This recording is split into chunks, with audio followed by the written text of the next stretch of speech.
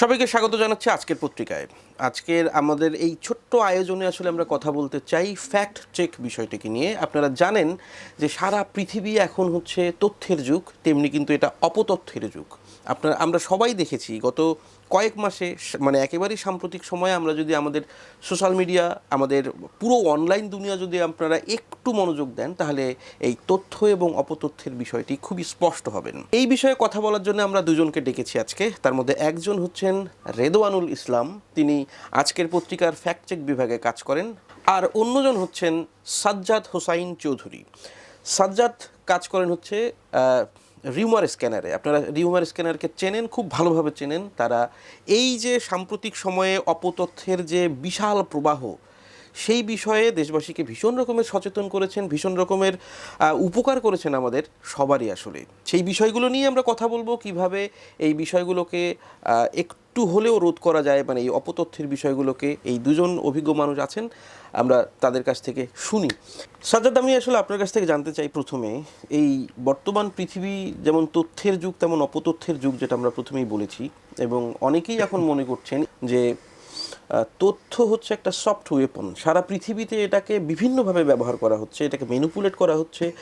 এতে আসলে একটা ব্যাপক সংখ্যক মানুষ ক্ষতিগ্রস্ত হচ্ছেন। সো এই বিষয়ে আসলে আপনার বক্তব্যটা কি? মূলত বর্তমানে আপনি যেটা বললেন সফট উইপন, তথ্যটা মানে এটা একটা তথ্য যুদ্ধই বলা চলছে। আমরা যদি রাশিয়া ইউক্রেন যুদ্ধের দিকে তাকাই, বা ফিলিস্তিন ইসরায়েল যুদ্ধ, তারপর আমেরিকান নির্বাচন, বা নিকটবর্তী ভারতের নির্বাচন, এছাড়া রাশিয়া চীনের নির্বাচন ঘিরেও সোশ্যাল মিডিয়ায় পক্ষ বিপক্ষে বিভিন্ন ধরনের মানে প্রোপাগান্ডা, মিস ইনফরমেশন ক্যাম্পেইন হয়েছে। আসলে মানে বিষয়গুলো হচ্ছে মানে স্বার্থগত গোষ্ঠীগত স্বার্থ উদ্ধারের জন্য এক পক্ষ আরেক পক্ষকে হেয় করার জন্য এই বিষয়গুলো ব্যবহার করে থাকেন। আর মানুষ সোশ্যাল মিডিয়ায় এমনভাবে গুজবগুলো ছড়াচ্ছে, মানে কিছু কিছু গুজব মানে মানুষের মানে সাধারণ ব্যবহারকারীদের মানে আয়ত্তেরও বাইরে, তারা এটা বুঝবেও না এটা গুজব ছড়াচ্ছে। যেমন এআই প্রযুক্তি বা ডিপফেক প্রযুক্তি ব্যবহার করে যে বিশেষভাবে যেগুলো ছড়াচ্ছে, এগুলোই বেশি ক্ষতিকারক হচ্ছে আন্তর্জাতিক অঙ্গনে নির্বাচন বা যুদ্ধকেন্দ্রিক আমরা যেসব গুজবগুলো দেখি আর কি। এক্ষেত্রে রিদওয়ান, আপনার কাছে আমি জানতে চাই আসলে যে এই যে সাজ্জাদ বলছেন যে ক্ষতি হচ্ছে এক শ্রেণীর মানুষের, আর এক শ্রেণীর মানুষ সেই ক্ষতি করার উদ্দেশ্যেই আসলে এই রিউমারগুলো ছড়াচ্ছে। ক্ষতিটা আসলে মূলত কোন ধরনের? এখানে তো কারো প্রাণ যাচ্ছে না, কারো মানে অর্থনৈতিকভাবেও কেউ ক্ষতিগ্রস্ত হচ্ছে না, তো ক্ষতিটার ধরনটা কি আসলে? এখানে যে ক্ষতির বিষয় যেটা আসে, এখানে যেহেতু লড়াইটা হচ্ছে একটা প্ল্যাটফর্মে, বা সেটা ফেসবুক হতে পারে, ইউটিউব, টুইটার, বা যেটা বর্তমানে এক্স নামে পরিচিত, এইসব জায়গাতেই কিন্তু লড়াইটা হচ্ছে, মানে পক্ষে বিপক্ষে লড়াইটা হচ্ছে। তো এইখানকার ক্ষতি যেটা হয়, ক্ষতিটা কিন্তু এখানে হয় না, ক্ষতিটা হয় আসলে এই প্ল্যাটফর্মের বাইরে গিয়ে। যেমন ধরেন ধরেন বাংলাদেশের সাম্প্রতিক ইস্যুতে যদি আমরা বলি, যেমন হাজারীগলিতে যে ঘটনাটা ঘটলো কয়েকদিন আগে, একদম হাজারীগলিতে যে ঘটনাটা ঘটলো, একটা ফেসবুক পোস্ট শেয়ার করাকে কেন্দ্র করে একজন মুসলমান বা ইসলাম ধর্মাবলম্বী ইসকন বা রিলেটেড একটা পোস্ট শেয়ার করার কারণে ওখানকার কিছু মানুষজন গিয়ে তাকে একটা মব সৃষ্টি করার চেষ্টা করলো। পরে সেনাবাহিনী বা যৌথ বাহিনীর পক্ষ থেকে সেটাকে একটা বাধা দেওয়ার চেষ্টা করা হলো, বা মবটাকে তৈরি করতে দেওয়া হলো না। কিন্তু পরবর্তীতে যে জিনিসটা ছড়ালো যে হচ্ছে এখানে অনেক বিশেষ করে এক্সে অনেক হিন্দু মারা গেছে এখানে মানে যৌথ বাহিনীর হামলায় বা যৌথ বাহিনীর আক্রমণে। এই যে একটা জিনিস তৈরি হলো, বা এই যে ক্ষতির যে বিষয়টা, এই ক্ষতির বিষয়টা আসলে একই সাথে হচ্ছে সাইকোলজিক্যালি, মানে একটা পক্ষ এখানে দুর্বল হয়ে যাচ্ছে, বা একটা পক্ষ নিজেকে ক্ষতিগ্রস্ত হিসেবে উপস্থাপন করার চেষ্টা করতেছে, মানে বৈশ্বিকভাবে। যেমন এই যে মৃত্যুর বিষয়টা, বা যেটা আসলেই ঘটে না, এখানে কোনো কেউই মারা যায় নাই আসলে। আমরা রিউমার স্ক্যানার থেকে এটা পরিষ্কার করা হয়েছে, আমরা নিজেরাও যাচাই বাছাই করে দেখেছি আমাদের আজকে পত্রিকার চট্টগ্রাম প্রতিনিধির মাধ্যমে। এখানে আসলে কোনো প্রাণহানির ঘটনাই ঘটে নাই।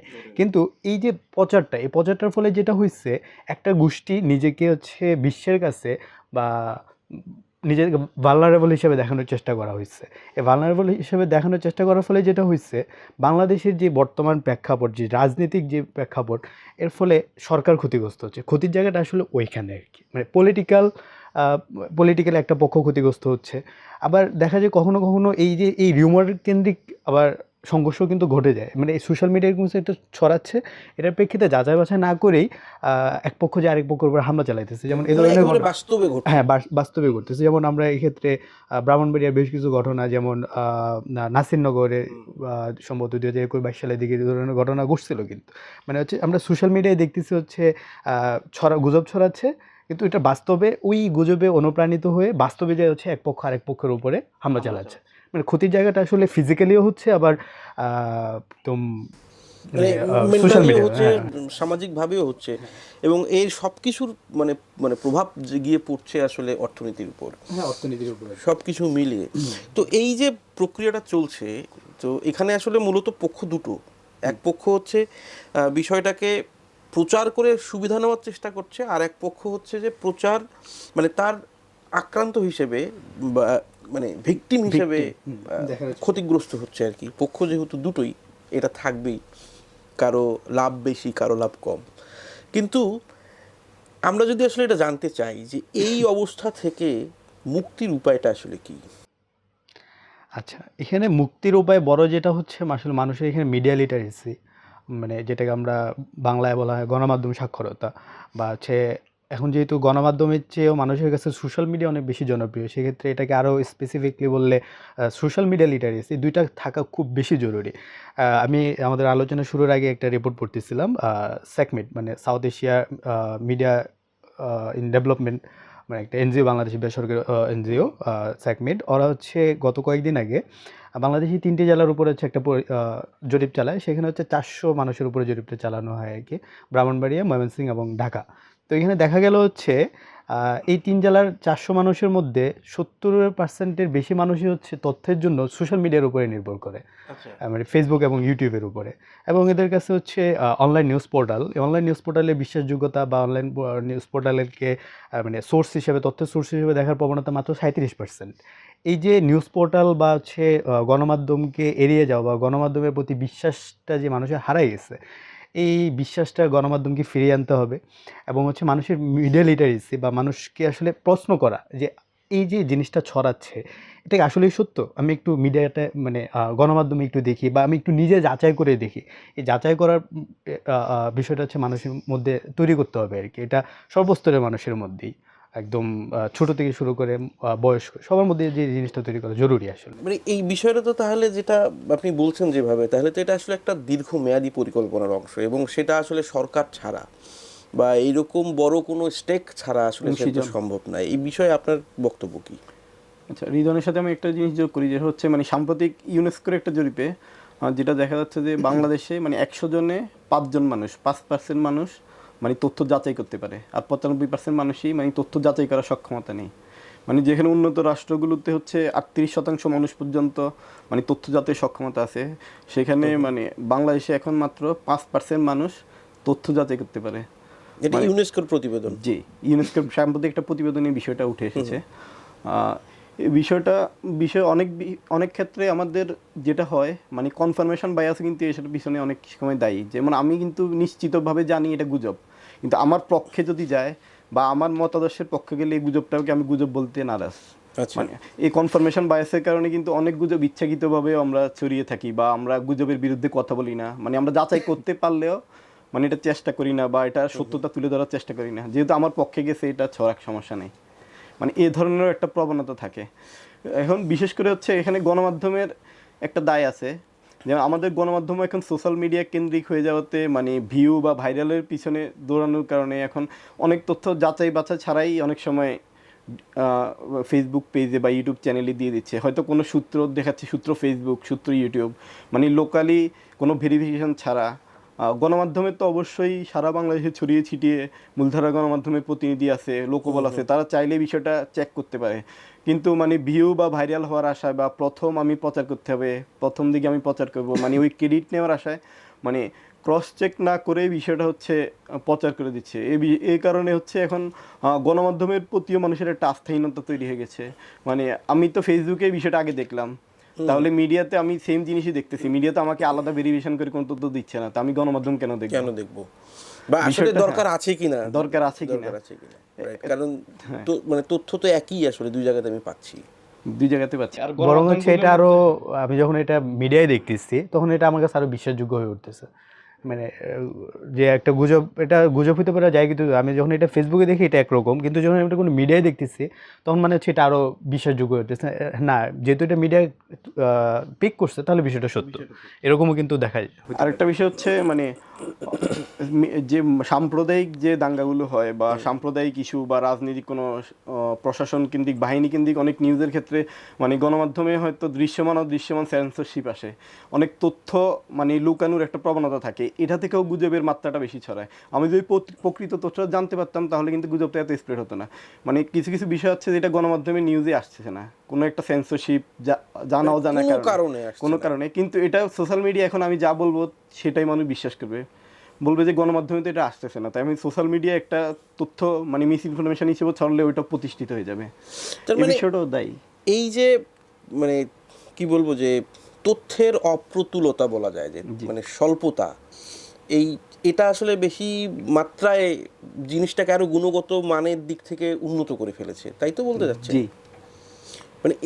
মানে এটা আমরা খুব দৃশ্যগতভাবেই বুঝতে পারছি, একেবারে সরাসরি বুঝতে পারছি যে গণমাধ্যমগুলোর কি তাহলে বলবো এক ধরনের ব্যর্থতা। গণমাধ্যমগুলোর ব্যর্থতা বলতে পারেন। এখানে আমি গণমাধ্যমে যারা রুট লেভেলে কাজ করেন বা সাংবাদিক, এখানে তাদের ব্যর্থতা আমি দেখি না। গণমাধ্যমের এখানে মালিকগত গোষ্ঠীগত অনেক স্বার্থ জড়িত থাকে, মানে সবসময় তারা চাইলেও বিষয়টা মাঠ পর্যায়ে সাংবাদিকরা চাইলেও এটা তুলে ধরতে পারে না, উপরের মহলের কোনো বাধা বা হস্তক্ষেপের কারণে বিষয়টা এমন হয়। আর আমাদের তথ্য মন্ত্রণালয়ের যে বিষয়টা হচ্ছে মানে ফ্যাক্ট চেকিং বা বিভিন্ন বিষয় নিয়ে মানে সরকার থেকে ফ্যাক্ট চেকিং বিষয়ে সচেতনতার জন্য তথ্য মন্ত্রণালয় বা শিক্ষা মন্ত্রণালয় যৌথভাবে কাজ করে বা উদ্যোগ সচেতনমূলক বিভিন্ন সেমিনার স্কুল কলেজে আয়োজন করতে পারে, এই ধরনের কোনো দৃশ্যমান উদ্যোগ আমরা কখনো লক্ষ্য করি না। যেমন মিডিয়া লিটারেসি সম্বন্ধীয় সোশ্যাল মিডিয়া লিটারেসি সম্পর্কে স্কুল কলেজের পাঠ্য বইয়ে বিষয়টা অন্তর্ভুক্ত থাকতে পারে। বিষয়গুলো নিয়ে মানে সর্বমহলের আলোচনা করে একটা সমাধানে আসা উচিত। মানে আপনারা যেহেতু ফ্যাক্ট চেক নিয়ে দীর্ঘদিন কাজ করেন, দুটো মানে রিনাউন্ড প্রতিষ্ঠানে আপনারা কাজ করেন, আপনাদের ব্যক্তিগত অভিজ্ঞতা কি এই বিষয়ে আমি জানতে চাইবই, কারণ হচ্ছে আপনারা দুজনেই দুইটা প্রতিষ্ঠানে কাজ করেন। মানে স্পেসিফিক অভিজ্ঞতাটা মানে কি? হ্যাঁ, মানে ধরুন যেটা আপনি বললেন যে কোনো তথ্য প্রচার কিংবা ইয়েতে অনেক ঝামেলা থাকতে পারে বা অনেক প্রতিষ্ঠান সেটা নাও করতে পারে বিভিন্ন কারণে। আপনারা যে দুই প্রতিষ্ঠানে কাজ করেন সেই দুই প্রতিষ্ঠানে আপনাদের এরকম কোনো অভিজ্ঞতা আছে কি না? আমি মানে আমার কাজের মধ্যে এখন পর্যন্ত এই ধরনের কোনো বাধা আসে নাই। তবে ধরেন সাম্প্রদায়িক বা রাজনৈতিক বিভিন্ন ইস্যুর ক্ষেত্রে মানে ফেসবুকে বা আমাদের মেসেঞ্জারে, হোয়াটসঅ্যাপে বিভিন্ন ধরনের নানা হুমকি ধামকি আসে মাঝে মধ্যে, তবে এটা আননোন পার্সন থেকে। কিন্তু প্রাতিষ্ঠানিকভাবে আমাদের এখন কোনো প্রকার বাধা আসে নাই, কিন্তু ভবিষ্যতে আসবে কিনা এখন আমরা জানি না, তবে এখন পর্যন্ত আসে নাই। তবে আননোন নাম্বার থেকে বিভিন্ন সময় নানা ধরনের হুমকি ধামকি বা কারো পক্ষে গেলে তার বিপক্ষের ট্যাগ, এই পক্ষে গেলে বিপক্ষের ট্যাগ, এইভাবেই পেয়ে থাকি আর কি। আপনার কি অভিজ্ঞতা? আজকের পত্রিকায় তো আমি তো আজকের পত্রিকাতেই আছি। আসলে যেটা হয় এখানে বিগত সরকারের আমলে অনেক কিছু করার ক্ষেত্রেই আমি, আমার বসেরা বা হচ্ছে আমার ঊর্ধ্বতন কর্তৃপক্ষ অনেক কিছু করার ক্ষেত্রে একটু মানে নিজের মধ্যে একটা সেন্সরশিপ মানে আমাদের মধ্যে তৈরি হয়ে যেত, বা এটা করবো কি করবো না, বা এটা করলে সরকারের পক্ষ থেকে কোনো চাপ আসবে কি আসবে না, এই ধরনের একটা বিষয় আমাদের মধ্যে সবসময় কাজ করছে। আমি যদি আমার একটা ছোট অভিজ্ঞতা শেয়ার করি, যে যখন ওই যে জুলাই আন্দোলন বা জুলাই অভ্যুত্থান যখন একদম খুব তুঙ্গে, তখন হচ্ছে রংপুরে বা বগুড়ায় সম্ভবত একটা কর্মসূচি পালিত হইলো, কিন্তু আওয়ামী লীগের একদম ভেরিফাইড ফেসবুক পেজ থেকে বলা হলো যে এখানে কোনো কর্মসূচি পালিত হয় না, এটা সম্ভবত রংপুর বা বগুড়ার দিকে হবে, আমার ঠিক মনে পড়তেছে না এখন।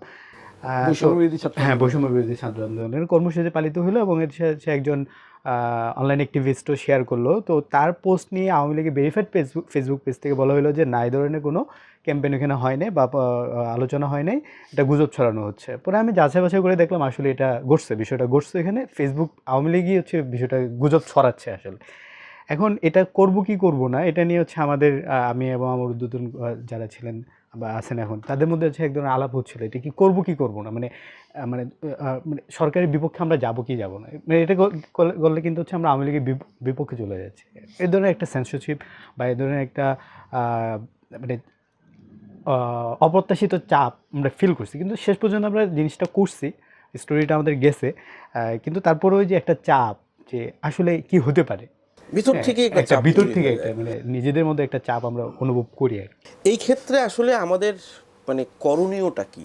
আমরা যদি আমাদের দর্শকদের জন্য আসলে জানতে চাই যে দর্শকরা কি করবেন আসলে, কারণ দর্শকরা তো আসলে এই প্ল্যাটফর্মগুলোর ভোক্তা, তারাই তো আসলে ব্যবহার করেন, ছড়ানো তারাই। এখন আমি ঠিক আছে, আমি আমার স্বার্থের জন্য আমি একটা কিছু দিলাম, কিন্তু এটা যখন 1000 মানুষ ছড়ায় আর 5 লাখ মানুষ দেখে, তখন তো এটা আসলে ভাইরাল হয় বা এটা আসলে অনেকের কাছে যায়, অনেকে শেয়ার করে। তো এই ক্ষেত্রে আমরা আসলে মানে সাধারণ মানুষ যারা এটা ব্যবহার করছেন, অনলাইন প্ল্যাটফর্মগুলো, অনলাইন মিডিয়াকে ব্যবহার করছেন, তাদের আসলে করণীয়টা কি? যেটা হচ্ছে আমরা যদি মানে জুলাই আগস্টের অভ্যুত্থানের দিকে তাকাই, তখন হচ্ছে গণমাধ্যমের নাম ব্যবহার করে, মানে গণমাধ্যমের লোগো ব্যবহার করে অনেক ধরনের ভুয়া ফটোকার্ড ফেসবুকে প্রচার হয়েছে। হয়েছে। অনেক মানুষ এগুলো বিশ্বাসও করেছে, আবার অনেকে বিশ্বাস করে নেই। এক্ষেত্রে মানুষের হচ্ছে মানে প্রথমত যে গণমাধ্যমের ফটোকার্ডটা ছড়ানো হয়েছে, মানে আমি কিন্তু চোখ বুলালেই 1 মিনিট সার্চ করে ওই গণমাধ্যমের নিউজ ফিডটা চেক করতে পারি আসলে এই গণমাধ্যমের জিনিসটা ছড়িয়েছে কিনা। যদি এখানে না থাকে তাহলে প্রাথমিকভাবে আমরা বলতে পারি ধরেন গণমাধ্যম ছড়ায়নি, হয়তো আবার এমনও হতে পারে হয়তো গণমাধ্যম পোস্ট দিয়ে পরে আবার ডিলিট করে দিয়েছে কোনো কারণে। এরকম কোনো কনফিউশন থাকলে তখন মানে ফ্যাক্ট চেকিং প্রতিষ্ঠানগুলোর হেল্প নিতে পারে মানুষ, ফ্যাক্ট চেকিং প্রতিষ্ঠানগুলোর সাথে যোগাযোগ করতে পারে। আরেকটা হচ্ছে মানে যারা পোস্টটা দিচ্ছে, মানে যে মিস ইনফরমেশনটা ছড়াচ্ছে, মানে বা আমি যার কাছ থেকে তথ্যটা সংগ্রহ করছি, ওই ব্যক্তির কোনো রাজনৈতিক উদ্দেশ্য আছে কিনা, বা উনি অতীতে এরকম কোনো মিস ইনফরমেশন ছড়িয়েছেন কিনা, বা ওনার উনি যে জিনিসটা চাচ্ছে মানে ওইখানে ওনার কোনো স্বার্থ আছে কিনা, এই বিষয়গুলো একটা বিবেচনার বিষয়। মানে আমি নিয়মিত যাদেরকে ফেসবুকে ফলো করব, ওই ফলো করার বিষয়েও কিন্তু আমি মিস ইনফরমেশন গ্রহণ করব নাকি রিয়েল ইনফরমেশন গ্রহণ করব, ওইটার বিষয়ে একটা অ্যালগোরিদম জড়িত আছে। আমি নিয়মিত যাদের ফলো করব তাদের পোস্টগুলোই আমার সামনে বেশি আসবে। তো এই ক্ষেত্রে মানে যেসব মানুষ মিস ইনফরমেশন ছড়ায়, ফ্যাক্ট চেকিং প্রতিষ্ঠানগুলো তো মাঝে মাঝেই তাদের পোস্ট ফ্যাক্ট চেক করে পোস্ট করে থাকে। ওই কিছু কিছু নির্দিষ্ট আইডিকে আমরা চাইলে হয়তো আনফলো বা নট ইন্টারেস্টেড দিয়ে রাখতে পারি ফেসবুকে, হয়তো আমার সামনে বিষয়টা আসতেছে না।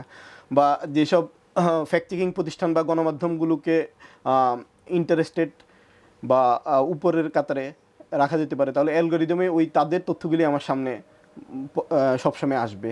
আর এছাড়া আমাদের ফ্যাক্ট চেকিং প্রতিষ্ঠানগুলো মানে জুলাই অভ্যুত্থানের সময় বেশ গুরুত্বপূর্ণ ভূমিকা পালন করেছে।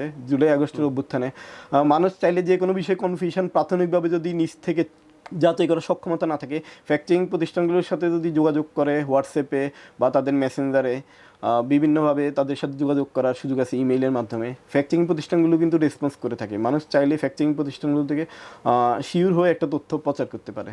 আমরা কাজ করতে গিয়ে দেখেছি এই পুরো সময়টায়, রেদওয়ান আপনার সাথে আমিও কাজ করেছি কিছু, আমরা অনেক আলাপ করেছি বিষয়গুলো নিয়ে, এবং আমরা কিছু নিজেরাও খুবই মানে উদ্যোগী হয়ে আমরা ঘোষণাও দিয়েছিলাম ফেসবুকে যে যদি কারো মানে কোনো সন্দেহ থাকে তাহলে যেন আমাদের জানায়। অনেকেই জানিয়েছিল, আমরা সেগুলো খোঁজ খবর করেছি, তার কিছুর হয়তো সত্যতা পেয়েছি, বেশিরভাগেরই সত্যতা পাওয়া যায়নি।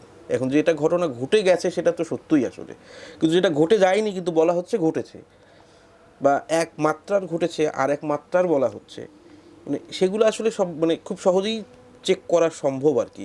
এবং আপনি যেটা বললেন যে এই যে প্রতিষ্ঠানগুলো ফ্যাক্ট চেক করে থাকে, তারা আসলে সাধারণ মানুষের প্রশ্নের উত্তর দেওয়ার জন্য প্রস্তুত আছে এবং তাদের আমরা এটার জন্যই প্রস্তুত সবসময়। আমরা এই জিনিসটাই যদি কাজ করি, মানুষ যদি আমার কাছে কোনো সহায়তা চায়, আমরা অবশ্যই সর্বোচ্চটা দিয়েই ওই সহায়তা করার চেষ্টা করি।